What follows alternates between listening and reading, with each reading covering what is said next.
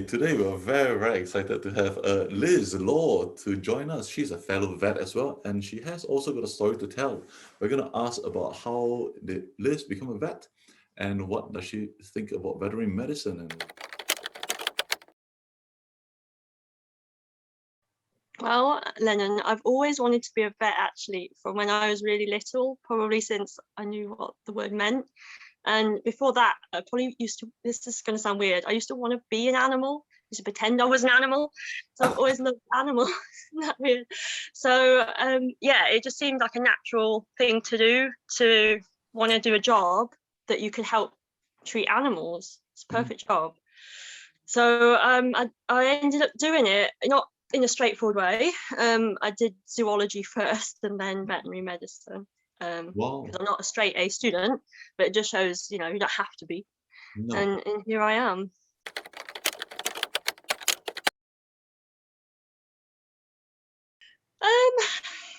Difficult, scary. They're two main words that come to mind when I remember back to vet school. Yeah, hard work. And when I was a vet student, I remember thinking, I can't imagine being a vet. I can't imagine getting there. I can't imagine doing that, really. And now I am, so here we are. I don't know if anyone else has felt like that. I think you hear very, very similar stories. Vet school is certainly no joke, really. Similar, like-minded people go through it with me, really. My friends on that vet course in the first year, we were doing 2 years in one. And so we'd all got degrees already. We were all the similar age.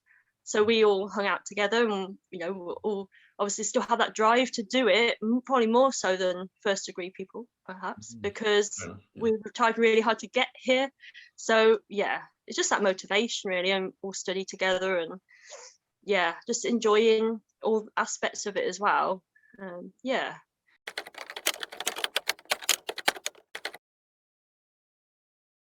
Well, for me, I've actually been working in the same job since I graduated, which is probably quite unusual. So I've gone from new grad to experienced vet in the same practice. Because it's a small practice, first opinion, that's always a sort of job I see myself being in, just a small friendly practice. And I get on well with all the staff and we're like a little family, really. And it's a small town and it's near to where I'm from, so it's near my parents. And so new grads, I think, it's really scary, isn't it, that first day starting? You don't know what you're going to see and you don't know if you're going to know what to do. But I was really lucky. I've got a really good supportive boss and she's always there. Even now, like, you can still ring her up if you'll still see something different you've not seen before, and get another opinion on it. So I knew she was really supportive from the beginning, always there. And at that time we were doing on call as well, so I was doing on call, which is actually quite important thinking about it looking back, and because that's where you see the most interesting cases, really. But she's always on the end of the phone and she'd come in to help me out any time of day if I needed her. So it's nice to have that support there, and we get on really well. So, which is really important, isn't it? When you're first in practice, you need to have someone to rely on, because if you don't have that support, probably won't be enjoying it so much.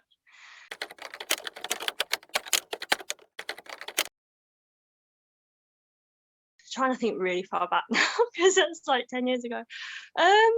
You know what, actually it's probably, and maybe obviously I've got a jaded view really because of what happened to me, but obviously dealing with complaints and serious complaints like that, and before that big one I had the odd complaint, and you do take them to heart, and I think they're quite hard to deal with, thinking a client doesn't like you or you've done something wrong or you've missed something, and they're quite hard to deal with, aren't they, to get over things like that. But really you just put them down to experience and makes you better,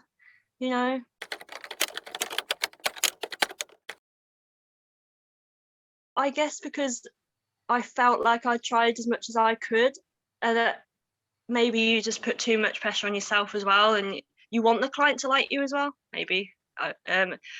You want them to get on with you, and you want them to sort of, you want to have a good working relationship with a client, don't you? And when they complain against you, kind of take that's when I would have took it to heart. Maybe I'm not so bad now, I'm quite used to it now. And yeah, so this is quite a common occurrence, really, getting complaints from vets, especially now social media you see everywhere. So what Yeah. is your take? How do you cope with complaints from clients? Well, obviously, I had a really tough experience dealing with the worst one. It could be when a client, the clients complained to the RCVS and it went through a full hearing, including me and my boss, which was really tough on us all. Mm, And in the end, we got through it. And that's why I had to share my experience writing that booklet, really, to other vets mm, to highlight that, really. And it is. After I did that, I realized that's something that's actually getting more frequent, and more vets are going through things like that. Not just, like you say, RCVS complaints, but just general complaints. And they, like you said, we do, I think, generally try kind of take it to heart a bit too much and try hard to move on. And then it makes us probably fall out of love with the job and not want to do it anymore, which is really hard, isn't it?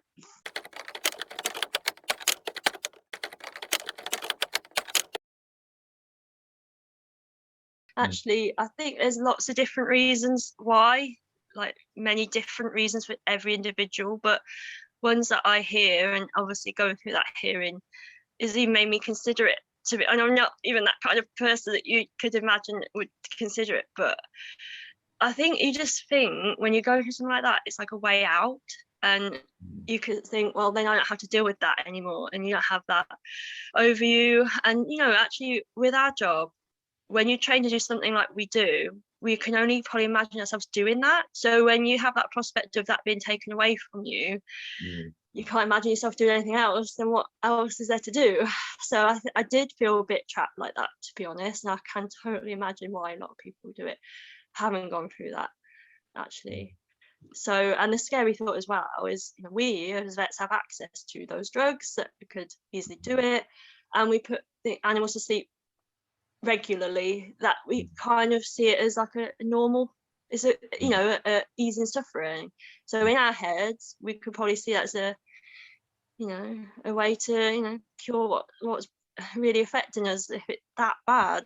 And like say, if you are going through something that bad, it's like a way out, and it's not, but you might be thinking that at the time. And I know I felt like that, actually. mm, Sad to say, but you can come through it, you can come out the other side. mm. Sorry, it's my That's dogs. all. A vet with a dog. Surprise, surprise. Yeah. There's Oh, very, very sweet. Teddy. Hi, that's What's his Teddy. name? That's Teddy. He's Teddy. Barky. Very He's a amazing. guard dog. Excellent. Well, like I said, other reasons, obviously, other than what I had to go through, is the stress of the job generally, because there are many different stresses in this job. So depending on the nature of it, you might be on call, you might not get on with staff, it be clients that are really difficult cases, you might not feel confident, and then all, maybe a combination of all these things together, or one or a multitude of those things build up over time, I think, and affect you in different ways, and it depends how you might deal with them as an individual, how to do the job, really, and how to cope with it. But then I think what comes with time and experience is you do find a way to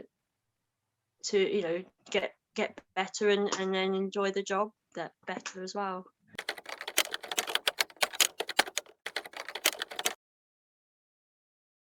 Well, it was back in 2017 now. I was on call, and I got called out to a GDV, so a twisted stomach of an old crossbreed. And the clients would do anything for their dog, and they wanted me to try the surgery. And that was only the second one I've ever done. So I did call my boss in to help me do it. I got him stabilized and prep for surgery, and we're in there, and she helped me do the op, and that all went well, and despite him being old and everything. And we went through all the rest of the owners before this, so it's a long story. In the end, he did die overnight, and they're really upset, obviously, but the main reason why they were upset really was because they weren't told he was going to be on his own overnight. In our small practice, we are not a hospital, So we never, No. had anyone overnight. So when we finished in the middle of the night, we thought, oh, well, he's fine. He'll be all right till morning, which is pretty, I know it's not ideal, but this is what we normally do. And this doesn't happen very often, have to add. And so, long story short, they complained to the RCVS that day it happened, and complained to us, and it all went from there. And took till 2019 to go to a hearing in which they involved me for doing that and my boss for false advertising on 24/7 care, because we had that as our strap line along the building, 24/7 care for your pet, which they thought to mean there's someone there all the time. So maybe her allegations were more serious than mine. Mine was like a clinical judgment issue, but hers were more dishonest and misleading allegations, so maybe more serious in the eyes of the RCVS. But luckily her case got dismissed. We had to both go through it together, and it was really stressful going through that. It took over the course of 2 weeks in 2019, and I got a reprimand in the end. But after that, actually what was worse than going through the hearing was the owners told their story to the tabloids, and that's where I think it got more public. Actually, I don't think many people would have realized, if it was just through the RCVS hearing, even though they're public, going to the tabloids made it really public, and it was all shared on Facebook and everywhere. And that was really awful. It happened in 2017, but the hearing was only in 2019. So what happened in those 2 years? So, the incident happened November 17, but all through then 2018 was basically the RCVS gathering their evidence, so witness statements, and that would take months in between each stage. So you'd be going ages without hearing anything, and then all of a sudden you get another letter, oh, it's going to this stage, oh, we need some witness statements, and and then till January 19 we found out it was going to a hearing.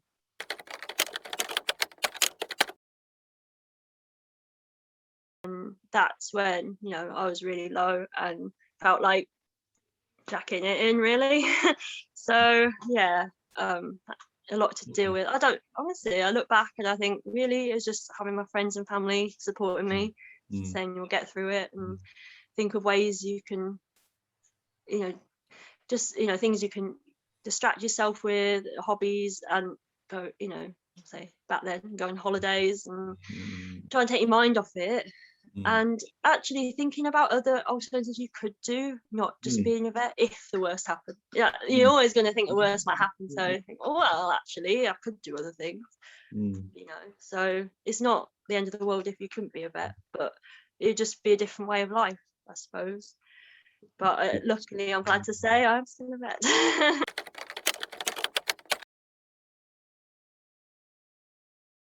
Well, it took me a long time to come to terms with what happened. Even after I got the reprimand, and carry on being a vet the same I was, but my heart wasn't in it, to be honest, going through that. Plus, on the other side, at work, the other thing that was happening during all this, actually, my boss sold the practice to IVC, and so we're going through changes there. In indirect consequence, one of my colleagues left. There's only 3.5 vets at our place. So one of my colleagues handed his notice in. He was going to another practice. There's also IVC. So it was really sad to see him go. And then, because he was working there longer than me, so working together a long time. And then we took a while finding another vet. That was another issue. And we were doing on call still. So me and my boss were sharing it between the two of us. That was really tough. And I was really unhappy at that point, but luckily we found another vet who's a new grad, so we sort of got her involved, and made me feel like, oh well, at least I can help this new grad out. And then the pandemic hit and loads of people got furloughed, and I was the only vet, because I'm the only experienced full-time vet. My boss had to shield. I was the only full-time vet, and and there's one part-time vet who could do work when I could be off.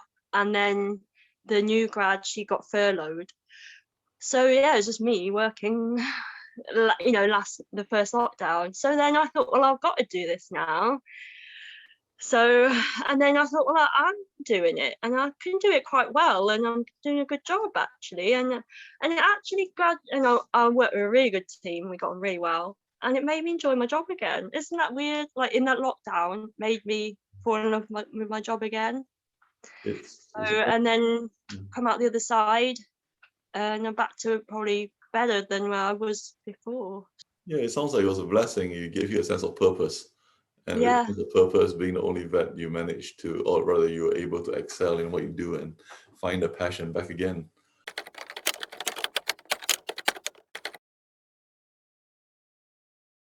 Well, like you said, the weird thing about my case is like it's unique, but lots of vets did relate and thought that could have been me, or I've done that before.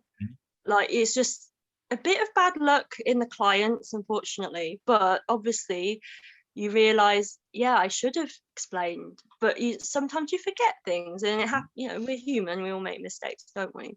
But obviously they have consequences. So initially, even after that incident happened, we changed our consent form straight away to highlight the fact there's no one there overnight. We'd always make anyone aware now, never make that mistake again.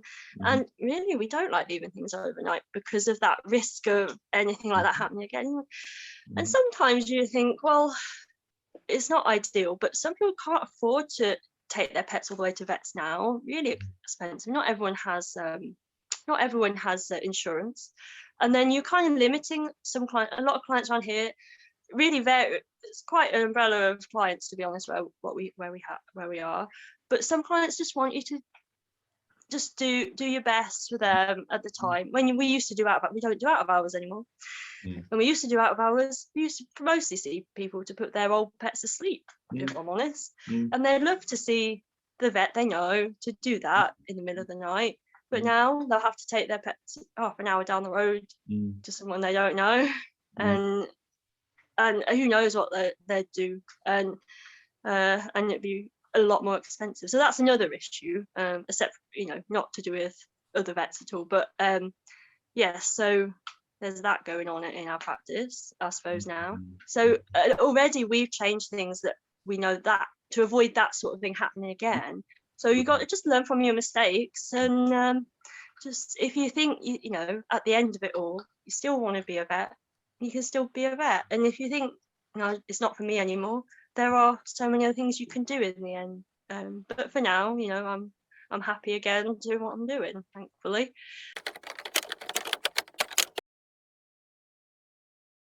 Actually working with animals every day and helping them is the main one, I suppose.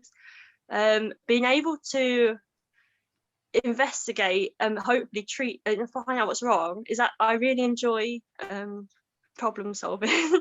So I really enjoy that side of things.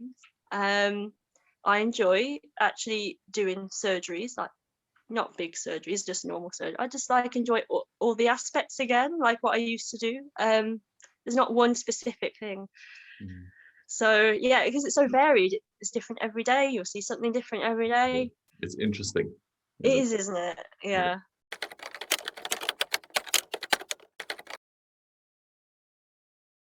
Well, I think if you're really serious on being a vet, you should try and go see practice at your local vets and see if that really is something for you, and really try hard to muck in with watching operations and the consults, and see how it really is, to be honest, because even like I said before, you don't need straight A's, but obviously it helps. But yes, the academic side is important, but actually seeing what it's like to be a vet is also really important. Cool. Thank you very, very much for your time, Liz, and I hope you have a great day. Thank you, and to you. Take care.